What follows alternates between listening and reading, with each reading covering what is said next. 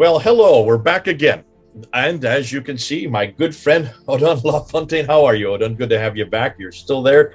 I can see you. I hope you got your pipe ready because we're going to be doing something that you have promised. There it is. We're going to do something you promised you were going to do, and we haven't done it for a long time, and that is to go back to the coins. For those people who don't know, over a year ago, I started looking at the coins in 2020, about December, January 2020. I was, because of a snafu that we saw at the British Museum back in 2019 when Hutun took me down to the galleries there. And we thought we saw a wrong coin that had been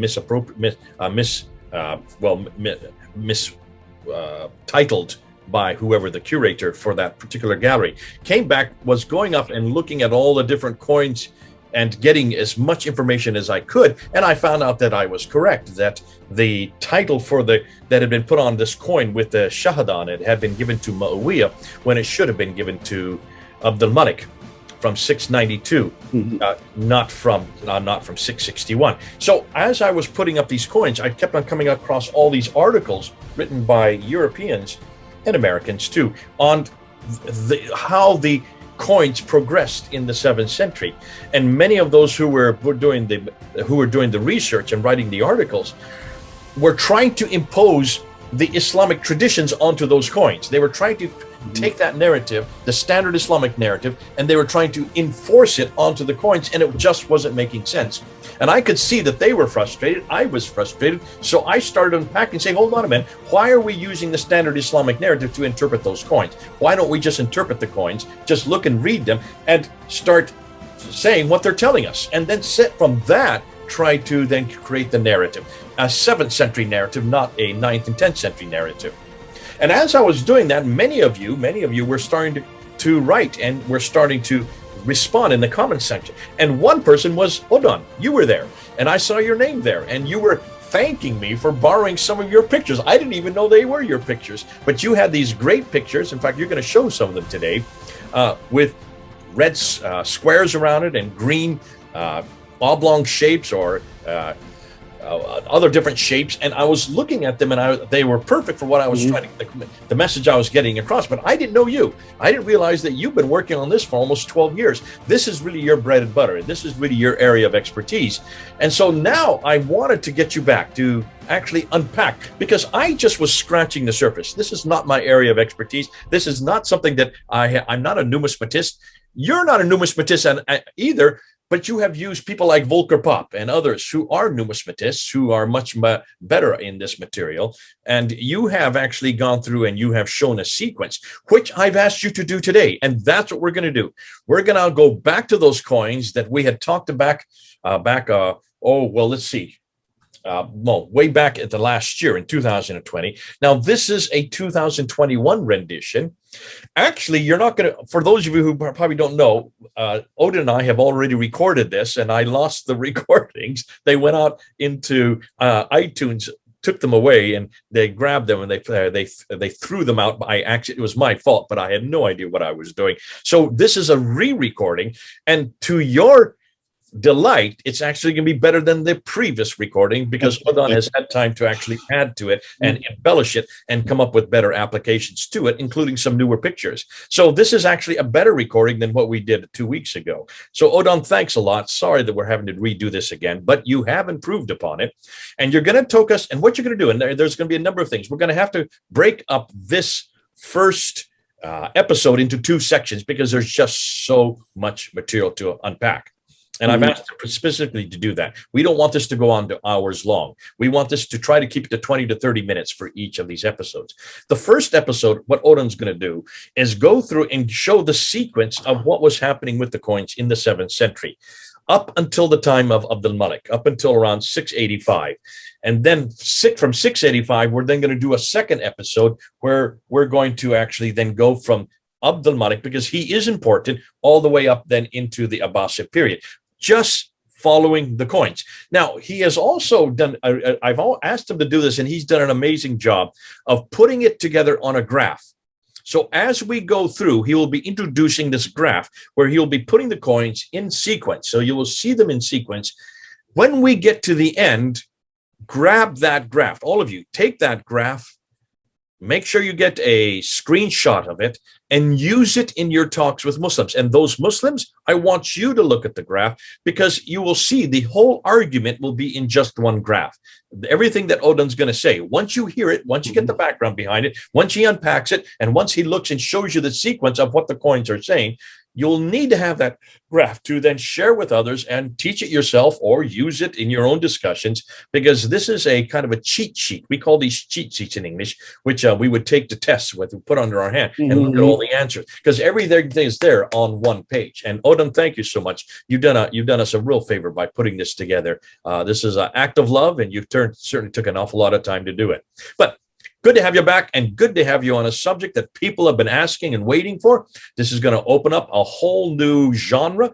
We've looked at the coins tertiary, not really unpacked them that much. We've looked at the Qiblas. We've looked at the inscriptions.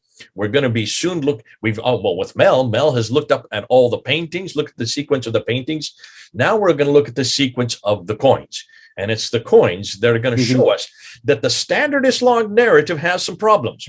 Because the standard Islamic narrative assumes that everything we're going to look at in the 7th century, from the time of 632 on, from the time of the death of Muhammad, and the caliphate started in 624, so really from 624 on, was controlled by Islam, and that Islam was very strong. It controlled that whole area. By the time that you have Abu Bakr, Umar, Uthman, and Ali, by the time that Muawiyah comes to power in 661, all the land from Tripoli in the west to Afghanistan in the east was under their control. And they monopolized, they controlled everything, which means they controlled the coins as well. They controlled the whips. And listen, if they did control from Tripoli all the way to Afghanistan, then they did control the mints, because the mints were in what is today Syria and in Lebanon and Israel and parts of Jordan over in the west, and over in the east, they were all in what is today Iran. So those countries are way up in the north. Those mints where the coins were made are not down in the south. We're not down in Mecca and Medina, not in the Hijaz,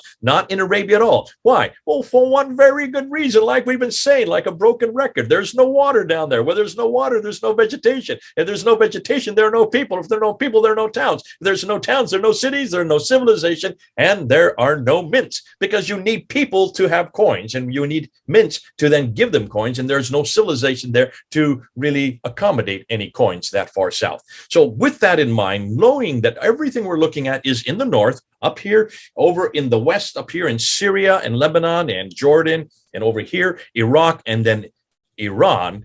If knowing that, keep that in your head as Odon speaks, because he's going to be talking about this area up in the north, not down here in the Hijaz.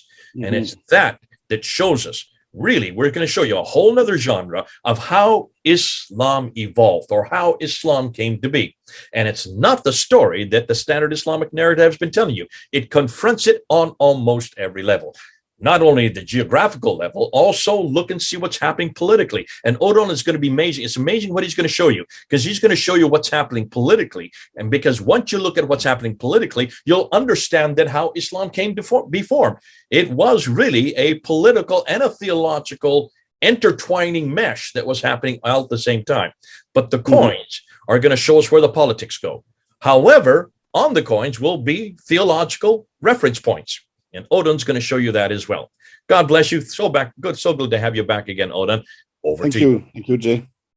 Thank you. At first, I just want to say that I'm not you said it yourself, I'm not an expert on coins and numismatics, but I am a sort of expert on the big picture, or the outline of what happened. And coins are very useful for getting a sort of image of what happened, because they don't change. Yeah. And when you get a coin, you have a sort of tiny window opening on what happened 1400 years ago. Well, and this is why coins and also inscriptions, statues, real hard evidence. And this is what I intend to do, to use it to show you the big picture.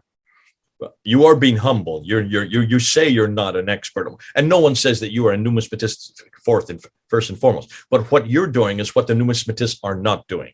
You're actually going and asking the questions that's on the coin. You're looking at the coin as is, and you're saying, let's interpret the image. Let's look at the inscription. Let's look at the dates. Let's look and see who these people are, where they are, what's happening, and what theological or what religious characteristics are going on here. That's what you're doing, which the numismatists, who are the experts, are not doing. So in some ways, no, I wouldn't say that you're an expert in this, but you're being humble. You're actually doing what I've asked and what we should, on what every historian should ask, and that is, stop imposing the interpretation, the standard Islamic narrative, the sin narrative. Let's let the coins speak for themselves. Thank you for doing. I also should add that I will speak with a knowledge in mind, a knowledge of the context. I have already worked on the Quran, for example. We did videos on this. I've worked on the historical context, for example, by reading Robert Hoyland's book In God's Path. I've worked on the religious and theological context also. And we will see, because I will start with Muhammad, that there is something to take from the knowledge of the context. And I would like also to add that my presentation, the PowerPoint, as a PDF file, will be available on my website, which is thegreatsecretofislam.com. And it will be... I'm just putting it down here so everybody can see it. Everybody will be able to download it and to especially look at the final picture, the final slide of the complete chart, the complete graph you told us about. This is the cheat sheet that we're creating for you. Odon has purposely created just for you, and it's a great thing to have. We're going to start from here out, these cheat sheets, so that you can tuck them up, put them in your Bible, put them in your Quran. So when you get into a discussion, you can then say, here it is. And then what you all need to do, and this is what I say to all my students, memorize what's on the cheat sheet and then just walk the person through it. And you can see then where you need to go with it. God bless you. Thanks a lot, Odon. Okay, so let's get to it.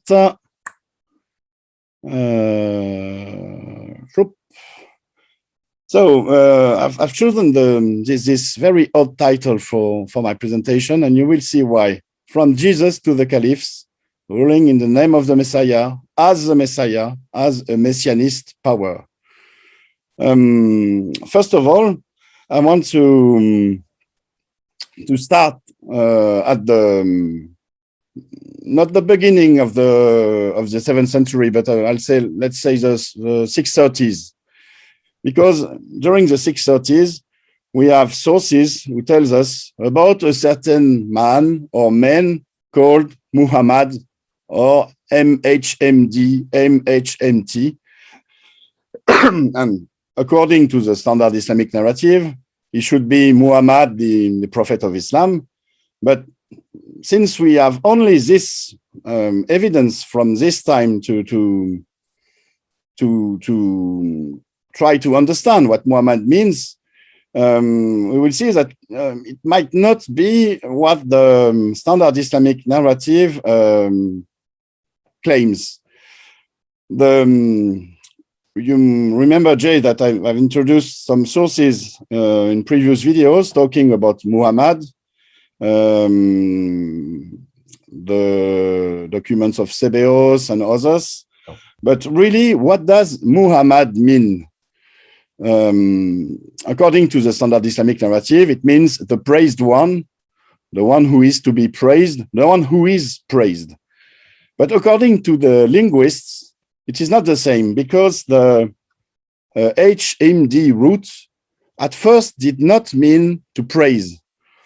It meant to desire, to covet, or even to cherish. So the Muhammad is the desired one, the coveted one, the beloved one. And we have an example of this in the Bible, which is very interesting and very relevant, because Muhammad is the name that the angel Gabriel gave to the prophet Daniel. Here in Daniel 10:11, and also in other passages, other verses, we can see that in Hebrew, Daniel is called Ish Hamudot. Ish Hamudot is the man who is greatly beloved, the man who is greatly desired, the man who is greatly coveted. So it is the name, the very name of Daniel. And Daniel is not any prophet.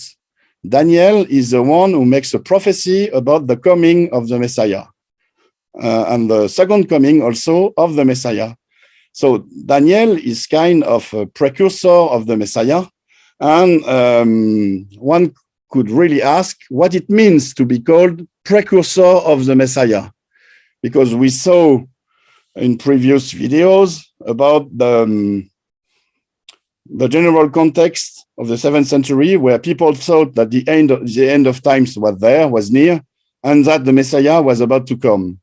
So it might mean that the Muhammad who was described in the ancient sources was not the prophet of Islam, but someone who was preaching the imminent coming of the Messiah.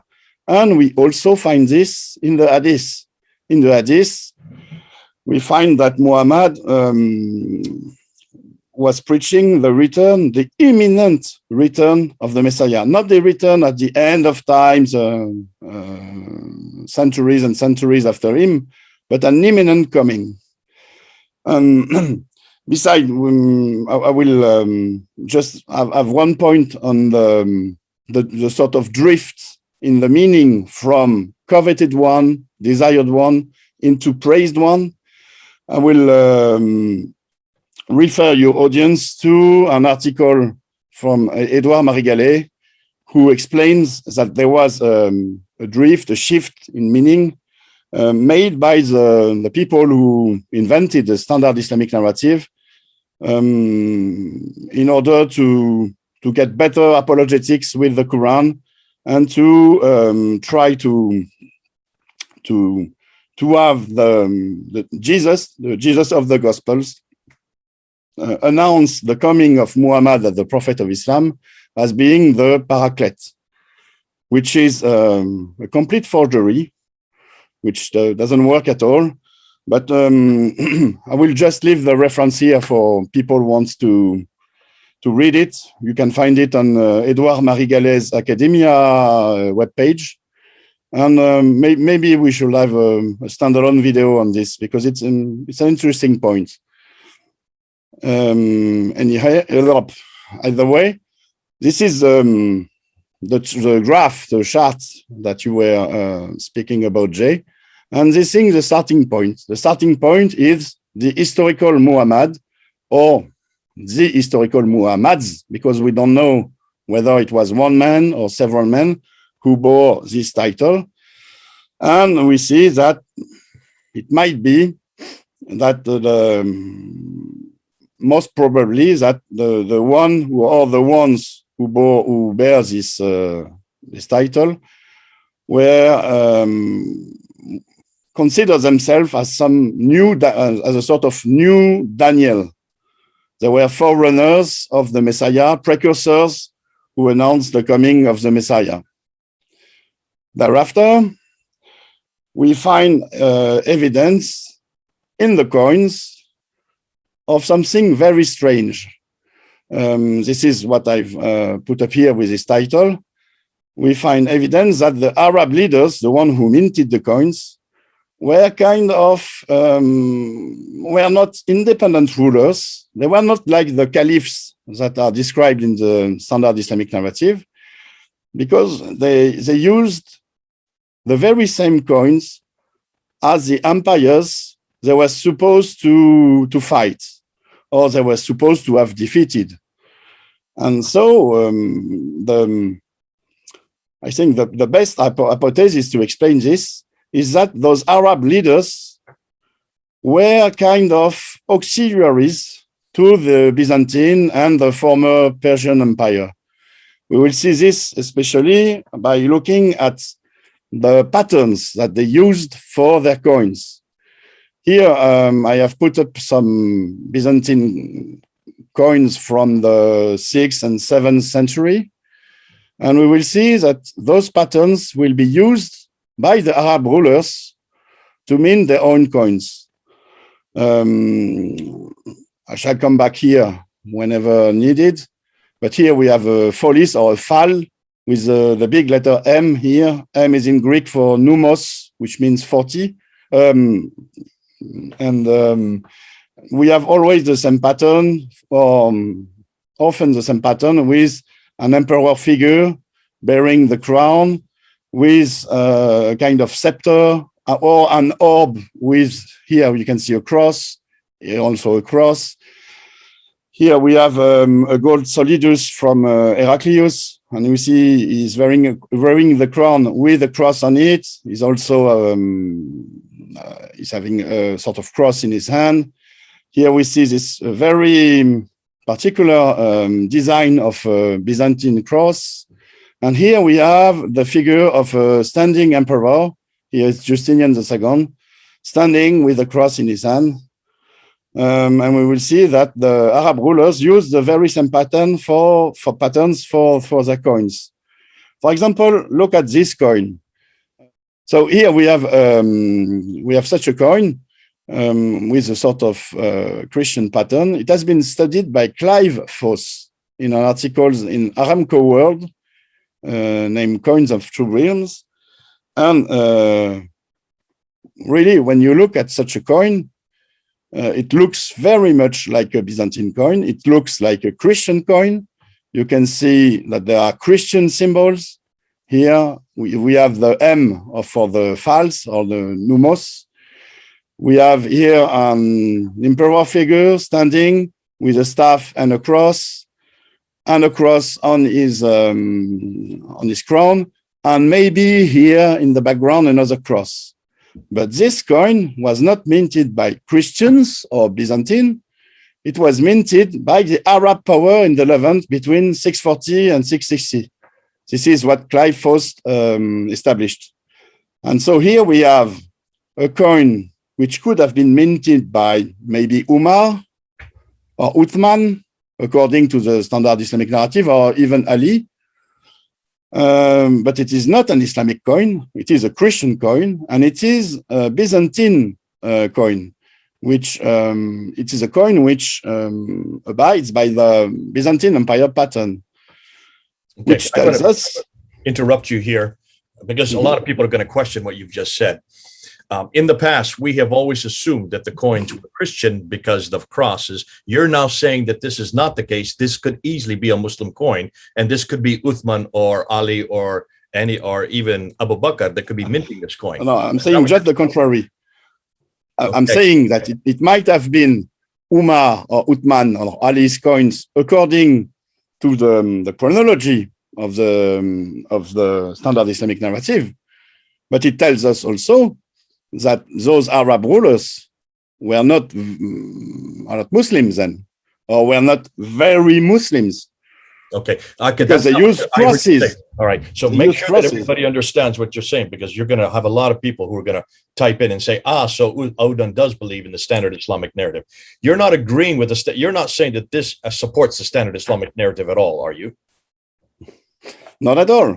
Okay. Should the standard Islamic narrative be true, we should see Islamic symbols, or at least we shouldn't see crosses.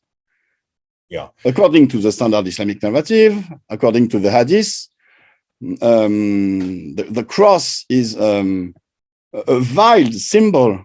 Cross are supposed to be broken by Jesus when he will come back.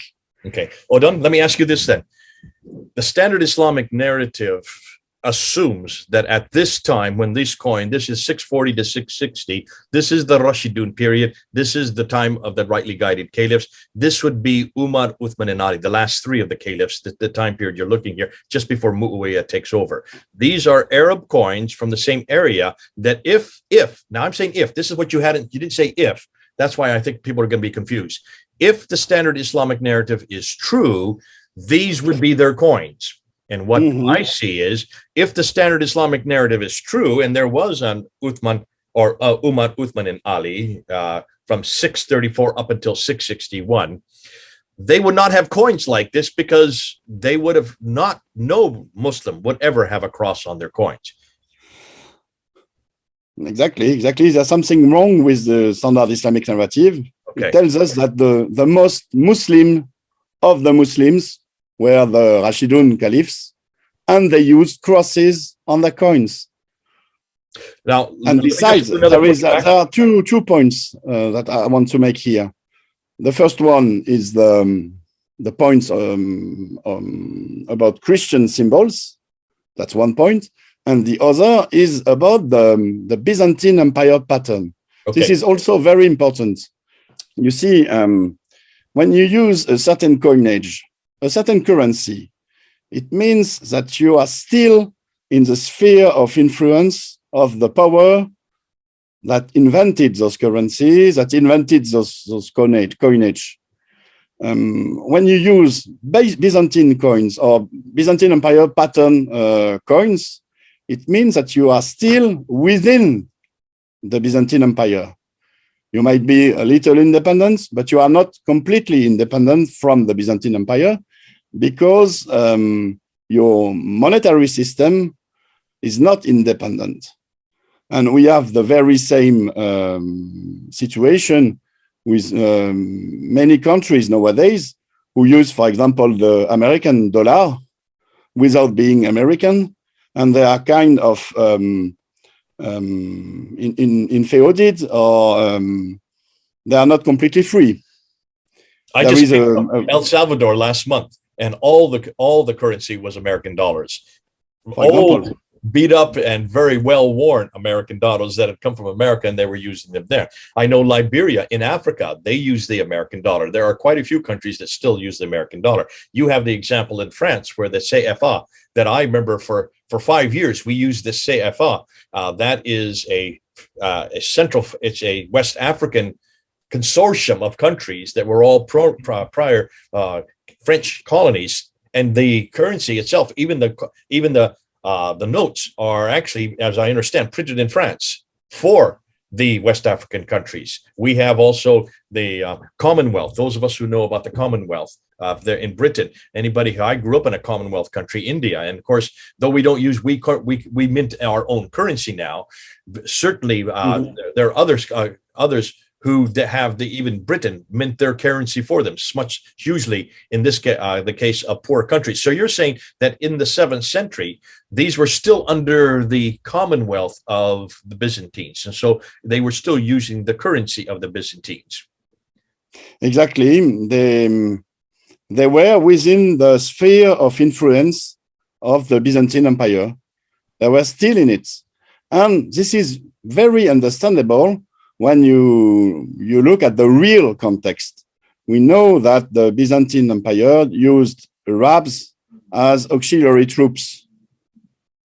And so the Arabs that took power in the Levant were those very troops. There might have been some Arabs also coming from Arabia or other places. But you see, the Arabs were already there. And in a sense, what we saw during the so-called Arab conquest was not as much a conquest as a shift of power. The Byzantine Empire kind of left, and but the power, the structures stayed in place, and the Arab auxiliaries filled the vacant places. So a vacuum was created. A vacuum was created, which they just walked into, is what you're saying. And they used what was in existence, including the coins that were there. And these coins, exactly. But they were minting them. These were not the Byzantine coins that were being minted. These were Arabs minting these coins. Those exactly. But what it shows us is that the rulers, the Arab rulers, were still in their mind in a sort of Byzantine Empire. You talk, for example, about some countries in Africa who still uses the franc, the CFA franc. When the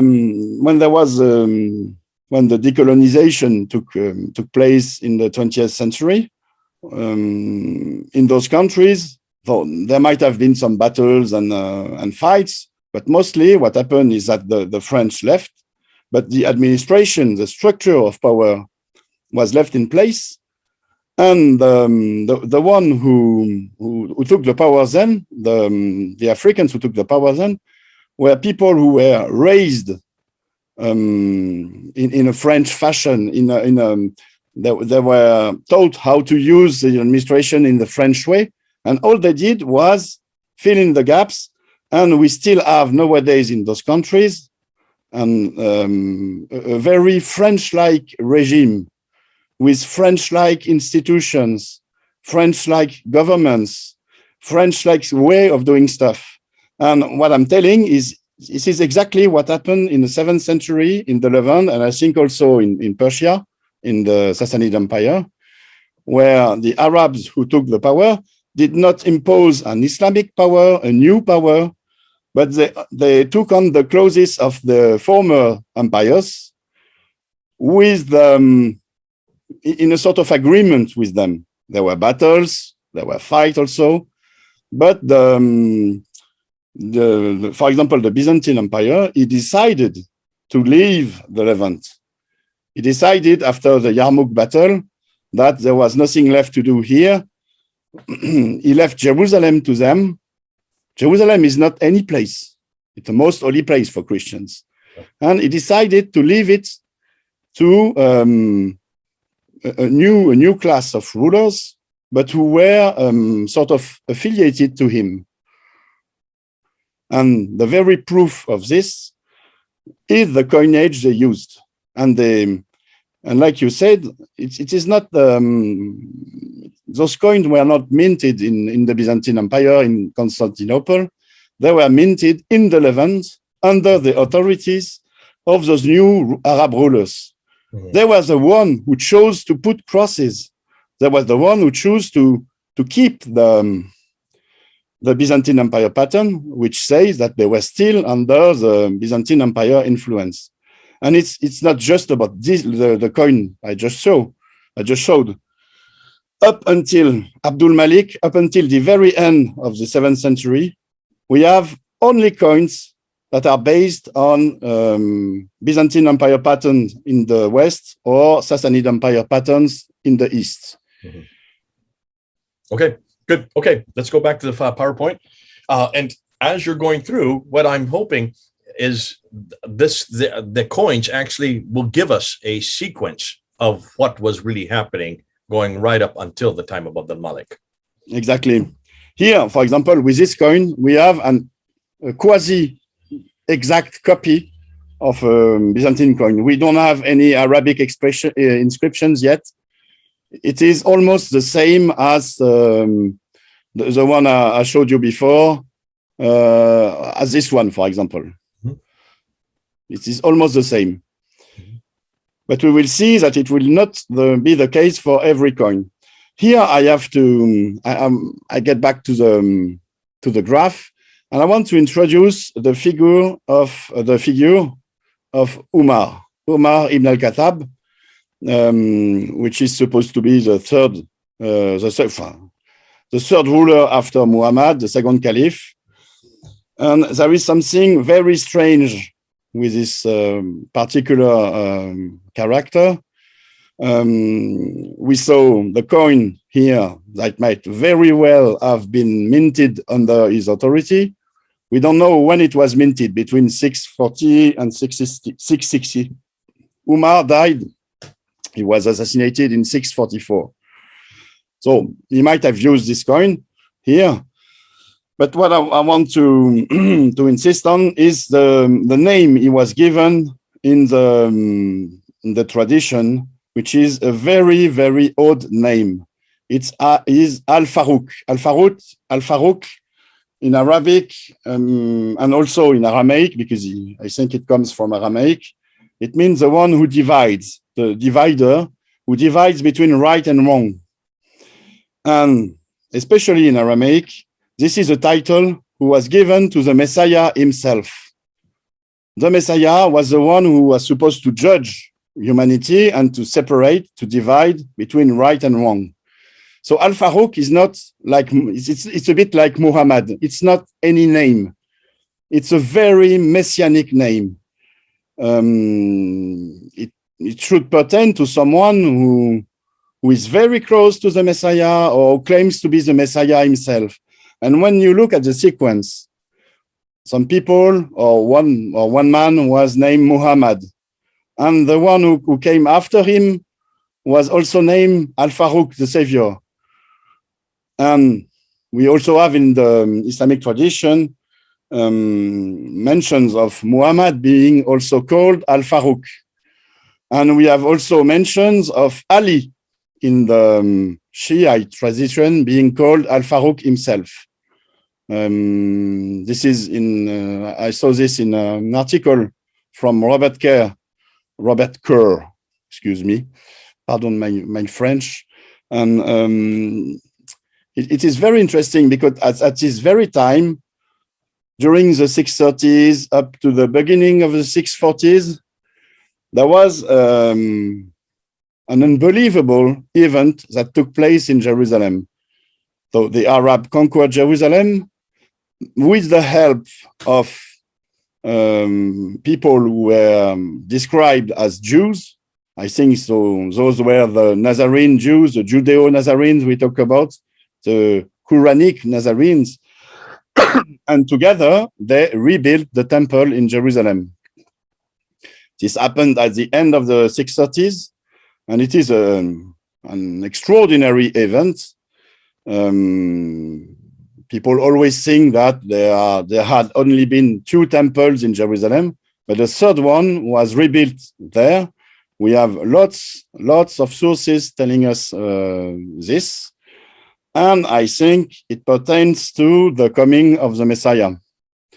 Those people at this time thought that the end of times, the apocalypse, was there, and they were about to trigger it by rebuilding the temple, reinstating the true Judaism, the Orthodox Judaism from Moses, restarting the sacrifices at the temple, and by having a true Judaism in place in Jerusalem, they thought that the conditions were met and that Jesus would come back to fulfill his mission as the Redeemer, the Savior, the one who would destroy all evil on earth, destroy all evil people, that he would lead the armies of the believers into battle, and that it was to exterminate all evil-doing people. And so the people believing that Jesus was to do this were supposed to have the first places in his new kingdom, in the new kingdom of justice, the kingdom of God on earth. And this is something that we need to get a very thorough look at. What does it mean to help someone to save the world? What does it mean to have the third temple in Jerusalem built or rebuilt? It means a new era. It means the Messiah would come. It means he will establish his kingdom of justice. He will establish God's kingdom on earth. And it means that Umar and the people who were with him building this temple were kind of the Messiah's auxiliaries, and they were to lead in this new kingdom. See, it was kind of a revolution, a bit like in 1917 in Russia, where a new kingdom was to be made, and all of evil will vanish, and it will be the singing mornings, the mornings that sing, according to Lenin. And I think it was kind of the same during this time in Jerusalem. But what happened is that the Messiah did not come back. And so Umar's title, which was also given to Ali, according to the Shiite tradition, it kept on in the Muslim tradition, in the Islamic tradition, but the Arab rulers after Umar were not given this title, apart maybe from Ali. So it ended there, the savior, the Al-Faruq name. Ali, there are some very interesting traditions in the Shia tradition about him. Like I said, all those people were waiting for the Messiah to return, but as we know, he did not return. And Ali was quoted as saying that Jesus spoke through his mouth. And so we can gather from this that he realized, Ali, that Jesus was not coming, but he didn't want to give up on his political dream of God's kingdom on earth. And he kind of took it on himself to say, I am the Messiah. Jesus speaks through my mouth, and I will lead the people for establishing the new kingdom. I will establish God's kingdom on earth. And this title, this characteristic of Ali, was passed along the Shia traditions, and the Shiite imams, the 12 imams for the 12ers, and all the 7 imams for the other, or the 5 imams for the other Shiites, kept on believing that the revelation continued through them. And this is very specific to the Shia movements, but we will see that this has something to do also with the Abbasids.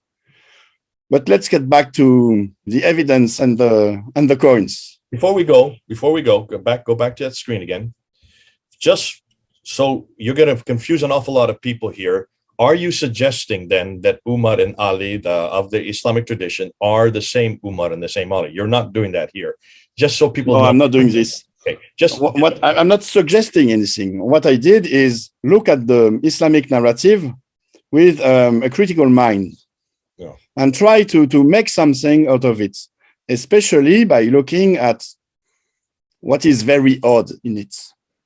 So just so people won't get confused, because I know that they're going to say, so you now you're contradicting yourself, because now you're saying the standard Islamic narrative is wrong, but now you're actually quoting the standard Islamic narrative, and you're now you're positioning yourself behind Umar of the standard Islamic narrative, the second caliph, and Ali, the fourth caliph. So just so people know that you're not at all supporting the Umar or the Ali of the standard Islamic narrative.